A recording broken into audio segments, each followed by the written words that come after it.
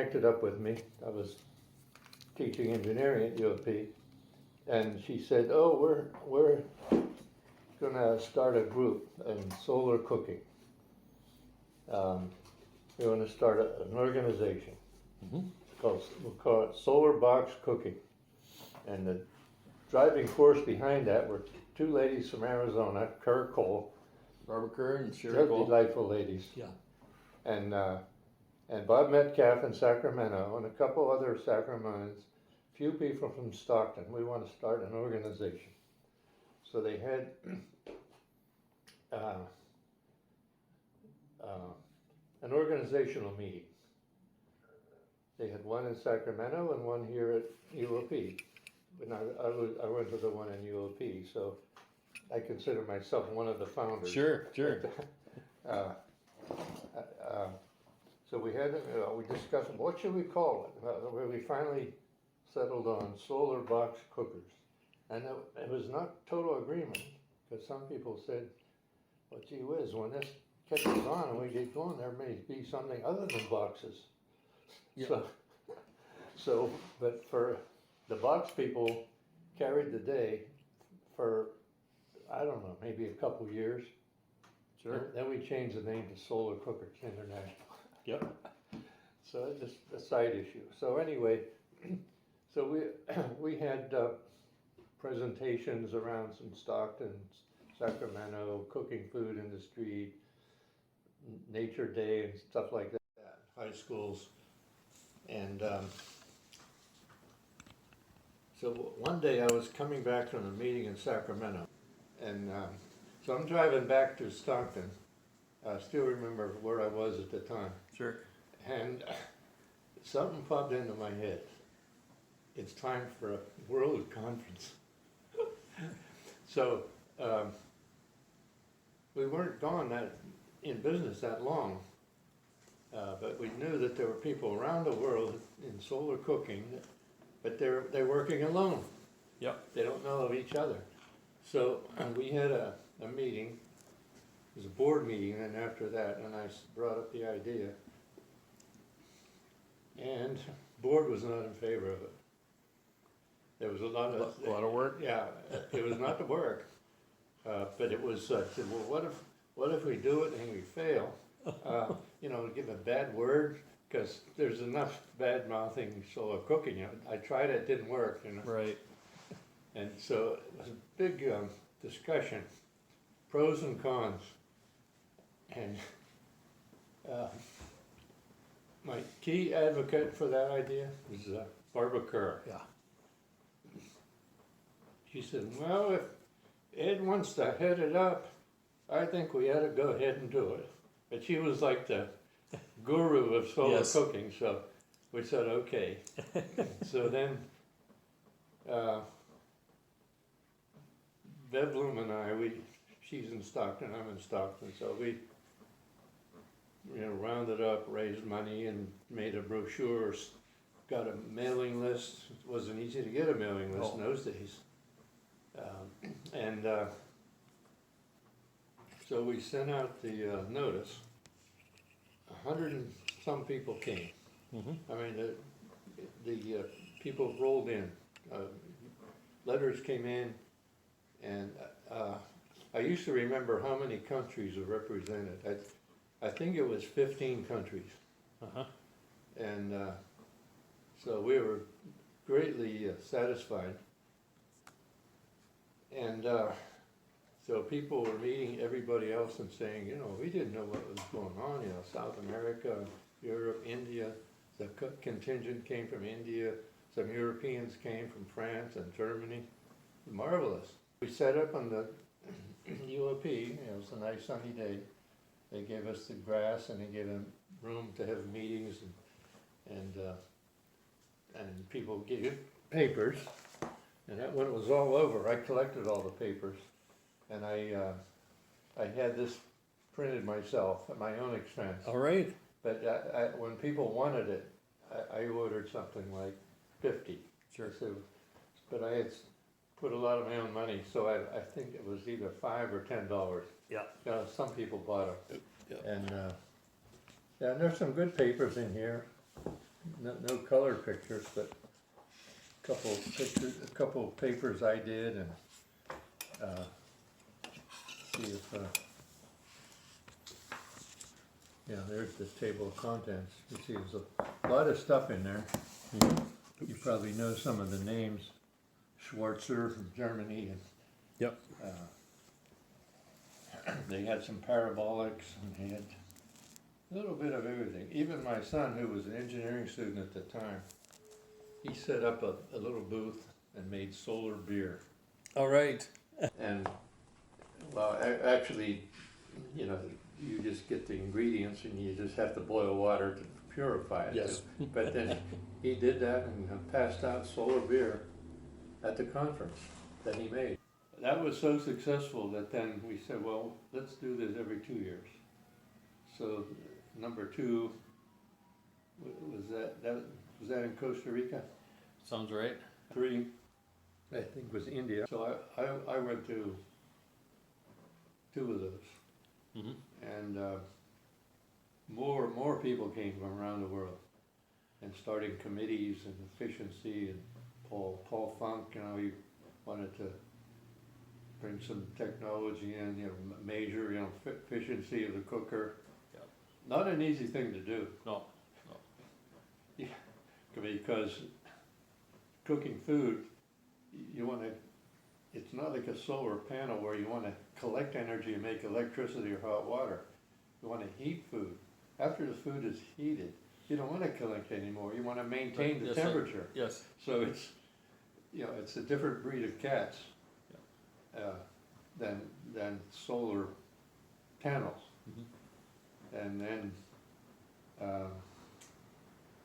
then SCI, as we call it, we had some projects in Africa. We were taking about 20 cookets with us, and we get to the airport, and you know, the bureaucracy there. You know, what do you have? What are you doing? You're smuggling something. So, Don Cohen, he made a mistake. He used the wrong word, because we call that the solar panel collector. Solar panel. Yeah, yeah. He used the word panels, and some bureaucrat said, "Oh, these are solar panels. We'll have to hold these until the government can release them." So we only had a couple models to show the ladies in Zimbabwe, Mm-hmm. but we went through. Some of the ladies that made their own, copied ours, did an excellent job, decorated them, and we had a couple of several villages we went to. That was in the village level. That was nice, you know. You were there, was people live in that shack, and they have a big pile of wood that they guard, you know, carefully. Sure. And then the other trip was in Kenya, a refugee camp, different style. Mm-hmm. The refugees there from everywhere, Ethiopia, Yemen, and everything. You know, thousands of them, fed by the United Nations. And of course, around outside the United Nations camp, which they lock up at night, I guess we slept inside there, so Okay. you know, there's fence all around. But there are thousands of people outside in tents and shacks and stuff. Not everybody had a solar cooker, but everybody wanted one. I guess we were doing background work to the United Nations people. They were kind of working their way into that group. Mm-hmm. So the other trip was to Ethiopia, another refugee camp. Mm-hmm. They're kind of similar, just a lot of people there from Ethiopia. I mean, the adjoining country, Eritrea. Sure. And they love the idea of solar ovens. And so we're just introducing to them and showing them how it works. And it was primarily the cook it, or was it also the box cooker? It was to cook it. Yeah. Because it was cheap to take and carry. And I should mention that in Kenya, Barbie Polian and Don Cohen, and we scouted around to the Kenyan industrialist, that place that makes cardboard. And so we talked to their engineers and showed them to cook it and all this stuff, and they liked the idea. And they said, yeah, we can run this cardboard and we can put aluminum foil on there, bond it on, and we can even have it go through our cutters and cut up the thing. So they said they could do that, and they would sell it for $4, something like that. Sure. So they actually did that, and later on when we heard about it, when it got into the retail, then it was up to $5. So I don't know how many they actually sold, but that was a successful thing. And that was aluminum foil that was actually kind of like epoxied or something, glued onto It was sort of glued on, like the cook it, like the original cook it. Had thin foil, Okay. bonded on, Okay. so it didn't come off easily. Sure. And then we took a side trip to a company in Kenya that maybe this was Zimbabwe now, actually, that made plastic film, polyethylene. Sure. And we said, could you make the bags for the cook it? Yeah, but they were not into polypropylene, polyethylene. And anyway, we just made some friends there. So it was encouraging that the Africans could eventually get into manufacturing, I thought. And what kind of pots? It was just whatever they had for pots, and did they use trivets and so forth? They have a standard pot in the whole country. Mm-hmm. Somebody makes an aluminum pot. Yeah. So we had to paint them black. I might have one in my garage. Well, yeah, we all. Would you want it?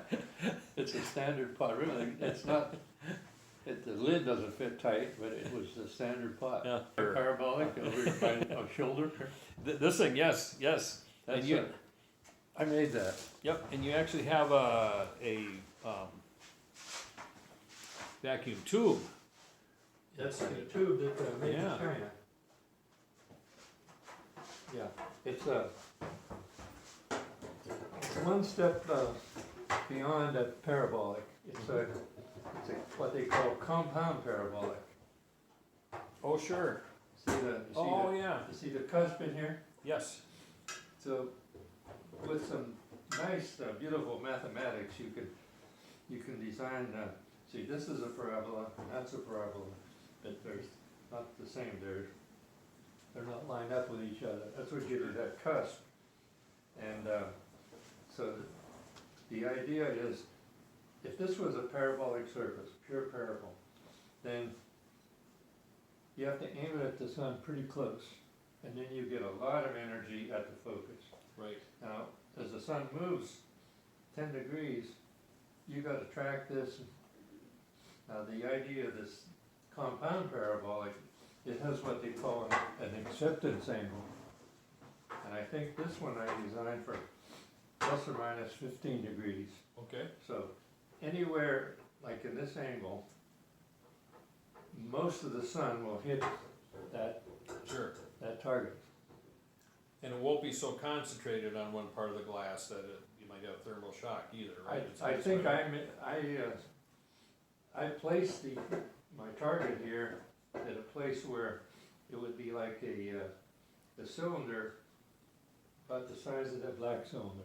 Okay. So it's distributed over that. Well, very even. Have you seen these tubes before? Yes, in fact, I visited last fall Craig Berglund in Reno, and he does everything with solar. He makes solar yogurt, solar distillation, and he has a rack with about 8 of those, where he roasts beans in them, roasts coffee beans in them. He roasted them. Yeah.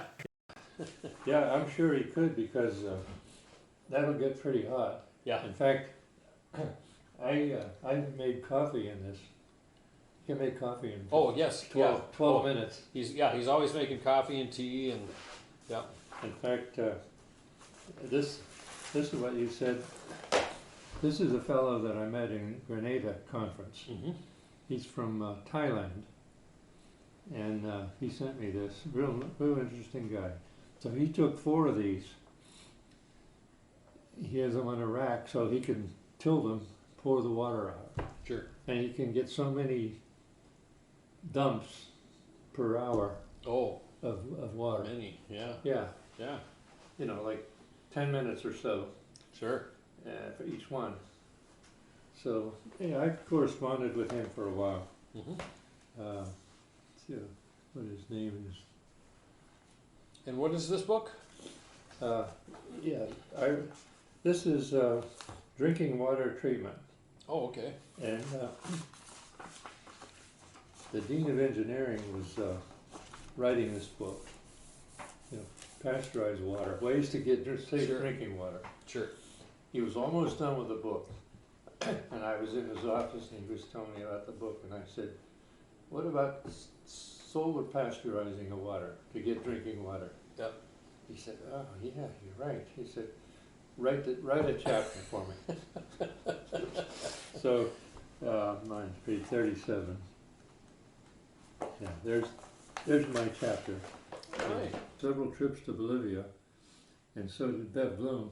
Mm-hmm. So this is a group of Indians using a wooden box cooker.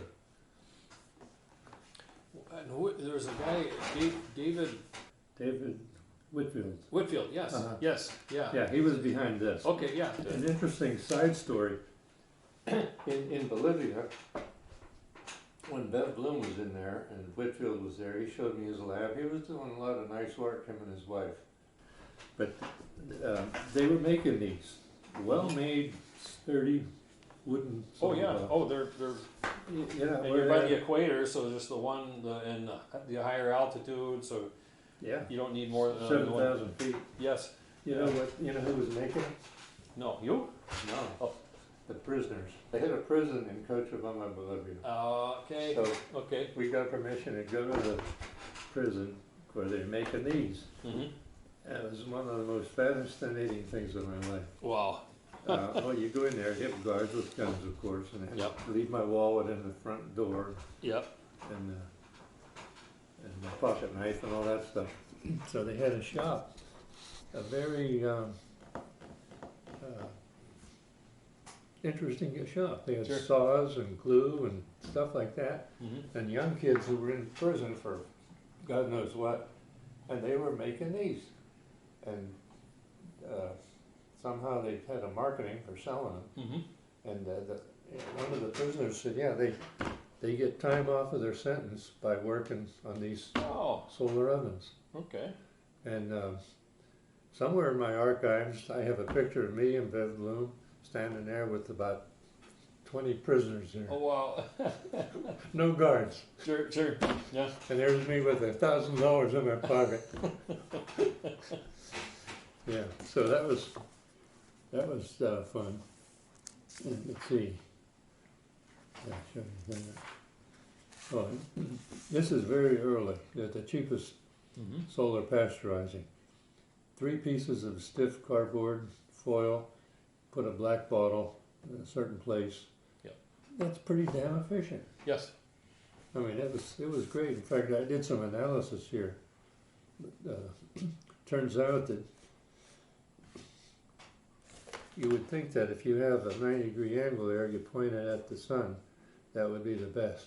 It's not true. You Not get quite. more energy if you're off about Yes. 15. Yep. Because of reflection. Sure.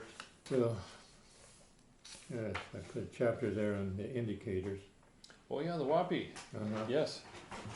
And where did you fit into that production? Okay, there's the WAPI. You know about the WAPI. Yes, You yes. have a I WAPI. have like 3 different versions of it. Yeah. Okay, this is the version that I worked on. Okay. It's called a snap disk. I think I only have one left somewhere around. But it's a bimetallic disc about the size of a quarter. 2 different materials. Sure. and if you heat the thing up, the one material expands faster than the other one, so it doesn't stay flat. It snaps that way. And if it snaps that way, it sort of buckles and snaps like a kid's toy, like Okay. thicker.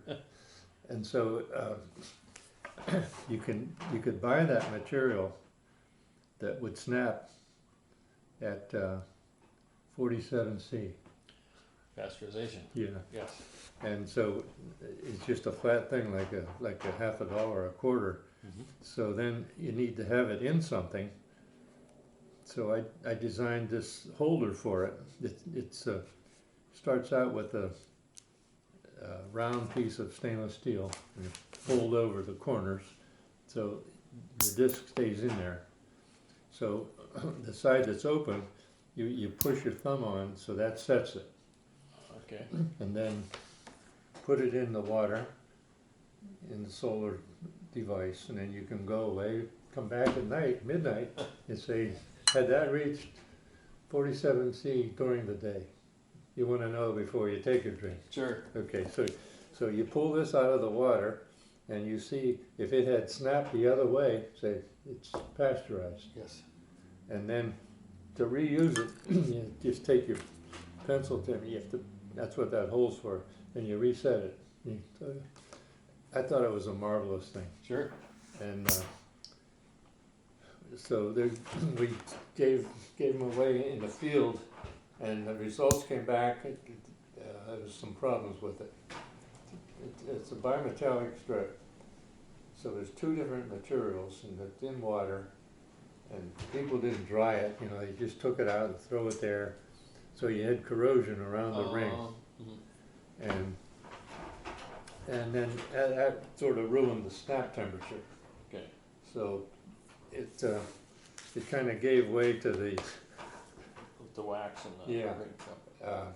I thought there was still a chance for that, but you'd have to explore some different materials that didn't corrode. What were the two metals? There were different kinds of stainless steel. Okay, so it's steel, but different, Yeah. like different They were balances of other.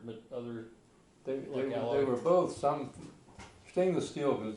There's 100 stainless Sure. steel that varying seen- percentage, chromium and nickel and a couple other things. Mm-hmm. And so there's probably one of those that's corrosion resistant and still can snap at the temperature you want. But then that's, you know, dealing with technology and a company that makes those. Anyway, so I had to put that in there. Some people really loved it because, Luther, let's say you've got a hot cup of water. You don't know if it's pasteurized or not. Right. If you have this thing on the string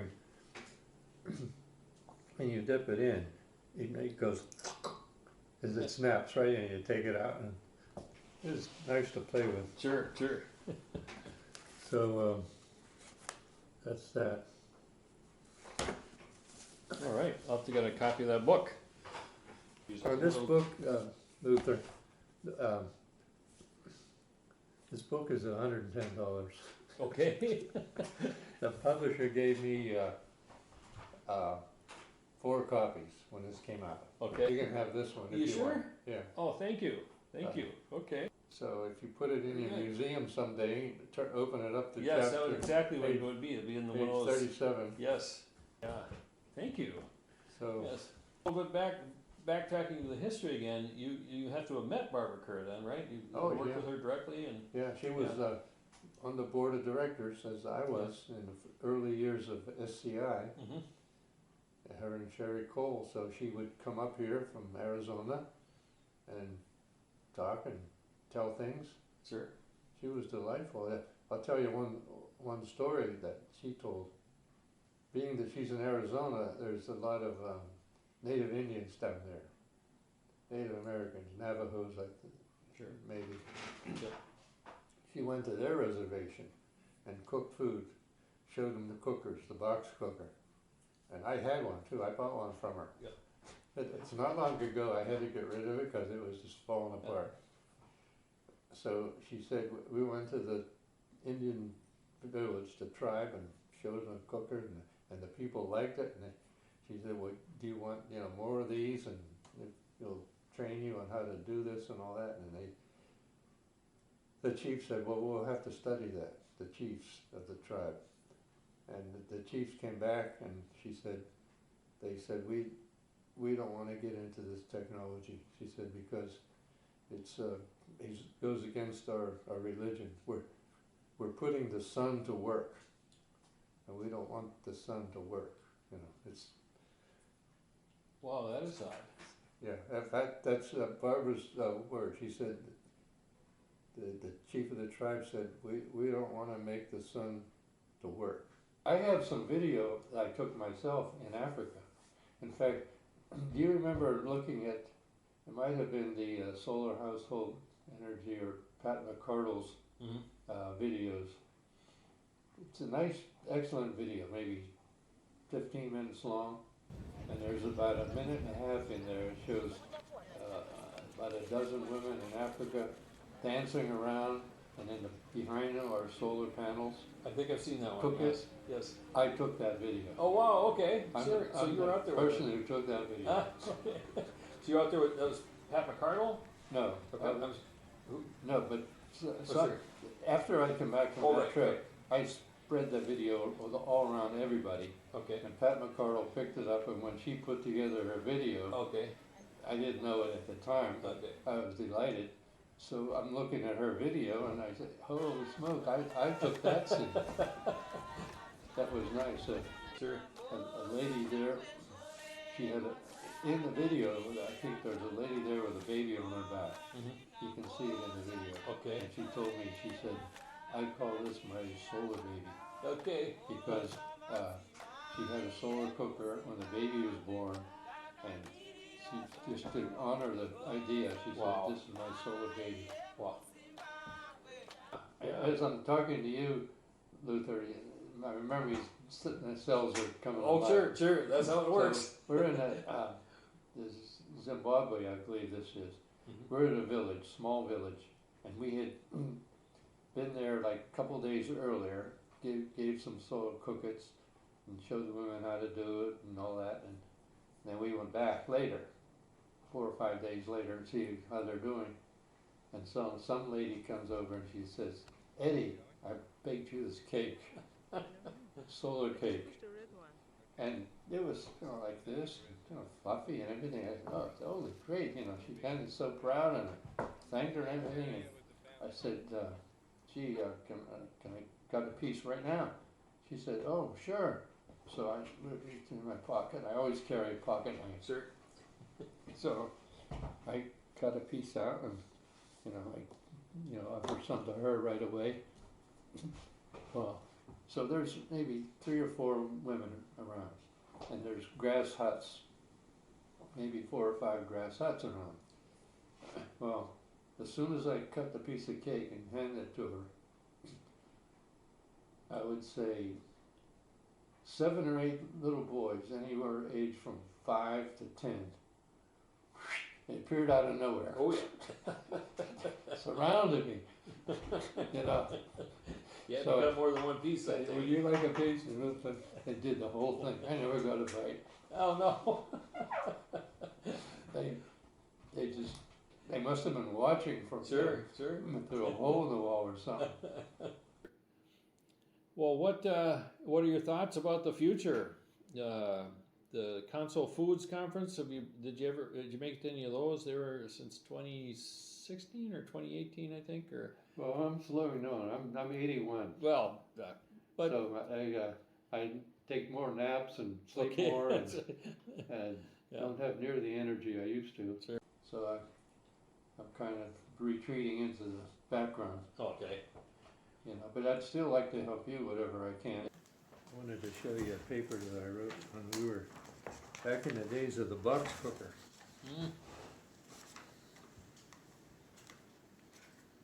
The big issue was the heat loss from the cooker in the bottom and the sides. So Kerr and Cole, I think they had like about this much of a gap between the inner and outer wall, cardboard. And for the insulation in the space, boy, I'm trying to think now. They might have used crumbled up newspaper.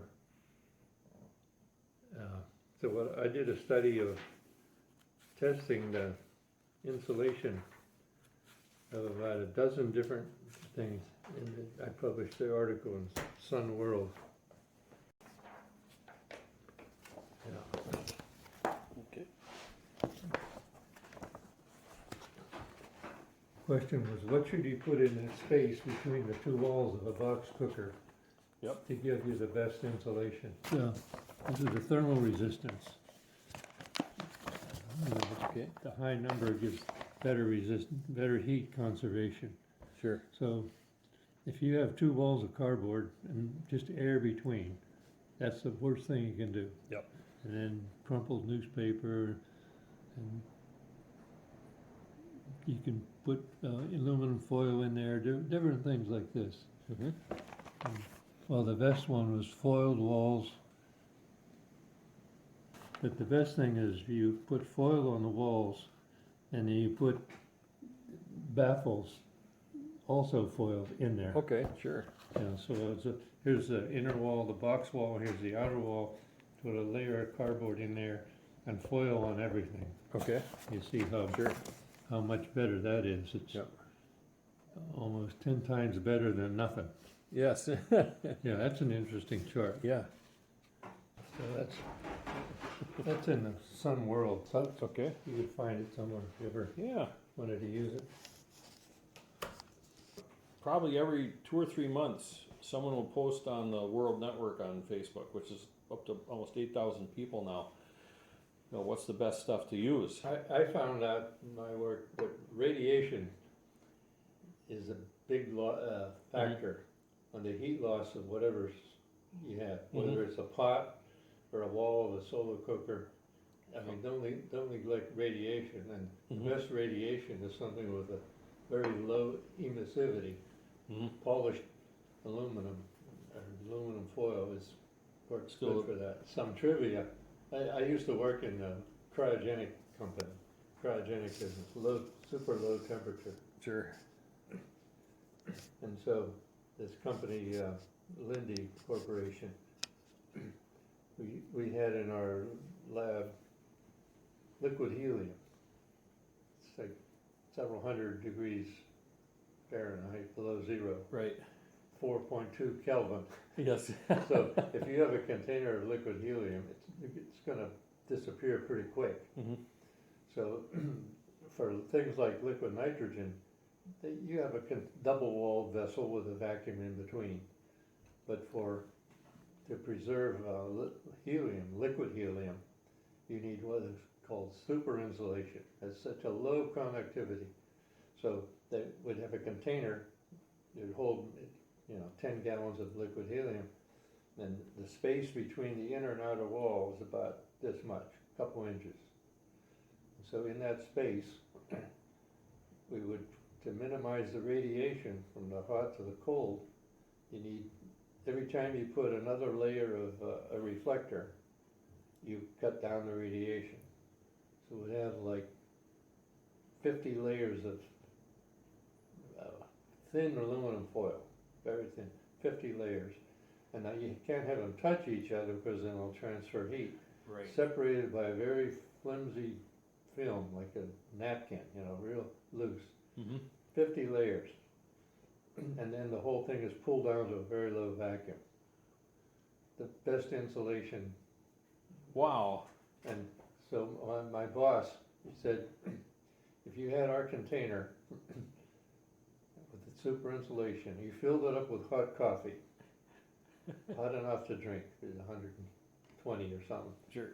And he said, you put it outside there, how long would that stay drinkable coffee? Say it's drinkable if it's 90 or more. You just leave it sit out there, and this is Buffalo, New York, winter and summer. How long would it stay drinkable? Yep. Make a wild guess. At least a day? 100 years. Oh, wow. That's how good it was. Oh, my goodness. The heat loss was just nothing. Yeah.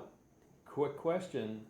you can get those vacuum sealers. Well, it's clearly not 100% vacuum. I mean, there's always some residual, but I'm wondering how far can you go with that? When you said a low vacuum, that's like as much air as Very, possible, but extremely low. there should be almost nothing left. And I'm just wondering if these commercial ones that you can use cans would bring it down low enough where I could do that at home. What you're describing, that low pressure almost doesn't affect the radiation because the molecules still can bounce back and forth. Right. You have to get a real low vacuum. I mean, so low that there aren't many molecules in there bouncing around. Okay. They In basically order to get that fly by 100 each other. here. Okay. So I guess this canning jar thing won't cut it. Well, it's nice to get the air out for other reasons. Well, great. Well, thank you so much.